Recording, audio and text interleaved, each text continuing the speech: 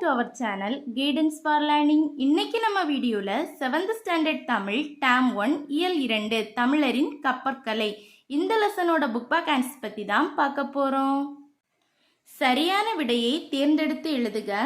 தமிழர்கள் சிறிய நீர்நிலைகளை கடக்க பயன்படுத்தியது. ஆன்சர் ஆப்ஷன் இ ஓடம்.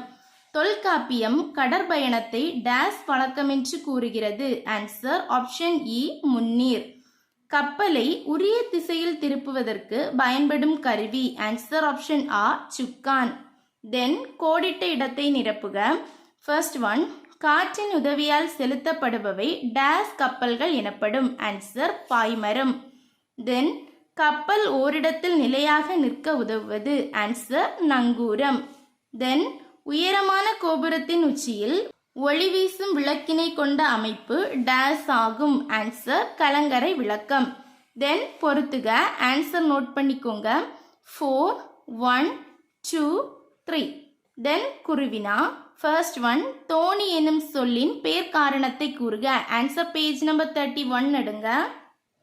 ஆன்சர் பேஜ் நம்பர் 31ல தொடக்க கால நீர்வழி பயணம்னு ஒரு ஹெட்டிங் இருக்கு. அந்த ஹெட்டிங்ல ஃபர்ஸ்ட் பேராகிராஃப்ல லாஸ்ட்ல இருந்து 4th லைன் ஸ்டார்ட் பண்ணி நோட் பண்ணுங்க. எடை குறைந்த அதுல இருந்து ஸ்டார்ட் பண்ணி நோட் பண்ணுங்க. எடை குறைந்த பெரிய மரங்களின் உட்பகுதியை குடைந்து எடுத்துவிட்டு தோணியாக பயன்படுத்தினர். உட்பகுதி தோண்டப்பட்டவை என்பதால் அவை தோணிகள் எனப்பட்டன. இதுவரைக்கும் நோட் பண்ணுங்க. தென் நெக்ஸ்ட் கொஸ்டின், கப்பல் கட்டும்போது மரப்பலகைகளுக்கு இடையே தேங்காய் நார் அல்லது பஞ்சு வைப்பதன் நோக்கம் என்ன? ஆன்சர் பேஜ் நம்பர் 32 எடுங்க. ஆன்சர் பேஜ் நம்பர் 32ல தெரிந்து கொள்வோம் அதுக்கு கீழே ஒரு பேராகிராஃப் ஸ்டார்ட் ஆகுது. அதுல இருந்து ஸ்டார்ட் பண்ணி நோட் பண்ணுங்க. ஃபர்ஸ்ட் லைன் மரங்களையும் பலகைகளையும், அதுல இருந்து ஸ்டார்ட் பண்ணி தேர்ட் லைன்ல ஆணிகளை அறைந்தனர். அது வரைக்கும் நோட் பண்ணுங்க. தென் அதுக்கு கீழே எழுதிக்கோங்க ஒரு பாயிண்ட். இதனால் கப்பல்கள் பழுதடையாமல் நெடுங்காலம் உழைக்கும் என்பதே இதன் நோக்கமாகும். இது செகண்ட் கொஸ்டினோடைய ஆன்சர். தென் கப்பலின் உறுப்புகள் சிலவற்றின் பெயர்களை கூறுக. பேஜ் நம்பர் 32 எடுங்க. ஆன்சர் பேஜ் நம்பர் 32ல கப்பலின் உறுப்புகள்னு ஒரு ஹெட்டிங் இருக்கு. அதுல ஃபர்ஸ்ட் லைன்ல ஸ்டார்ட் பண்ணி நோட் பண்ணுங்க.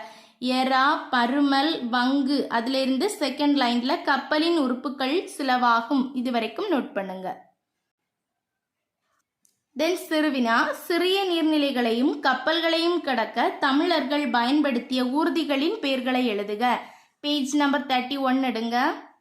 பேஜ் நம்பர் 31ல தொடக்க கால நீர்வழி பயணம் அதோட second paragraph first line start பண்ணி நோட் பண்ணுங்க. தோணி, ஓடம், படகு, புனை, மிதவை, தெப்பம் போன்றவற்றை சிறிய நீர்நிலைகளை கடக்க பயன்படுத்தினர். இதுவரைக்கும் நோட் பண்ணுங்க. தென் நெக்ஸ்ட் ஒன், பண்டை தமிழரின் கப்பல் செலுத்தும் முறை பற்றி எழுதுக. பேஜ் நம்பர் 33 எடுங்க. ஆன்சர் பேஜ் நம்பர் 33ல ஃபர்ஸ்ட் பேராகிராஃப்ல ஃபர்ஸ்ட் லைன் ஸ்டார்ட் பண்ணி நோட் பண்ணுங்க. கடலில் காற்று வீசும் திசை அதுல இருந்து ஸ்டார்ட் பண்ணி லாஸ்ட்ல இருந்து 4th லைன் திசையை அறிந்து கப்பலை செலுத்தினர். இது வரைக்கும் நோட் பண்ணுங்க. கலங்கரை விளக்கம் சிறுகுறிப்பு வரைக. பேஜ் நம்பர் 33 எடுங்க. பேஜ் நம்பர் 33ல கலங்கரை விளக்கம்னு ஒரு ஹெட்டிங் இருக்கு. அதுல ஃபர்ஸ்ட் லைன் கடலில் செல்லும் கப்பல்களுக்கு அதுல இருந்து ஸ்டார்ட் பண்ணி அந்த பேராகிராஃபோட லாஸ்ட் லைன் கலங்கரை விளக்கம் எனப்பட்டது. இது வரைக்கும் நோட் பண்ணுங்க. இந்த வீடியோ உங்களுக்கு யூஸ்ஃபுல்லா இருந்தா நம்ம சேனலை மறக்காம சப்ஸ்கிரைப் பண்ணுங்க. வேற எந்த லெசனோட புக் பேக் ஆன்சர்ஸ் வேணாலும் கமெண்ட் பண்ணுங்க. தேங்க்ஸ் ஃபார் வாட்சிங்.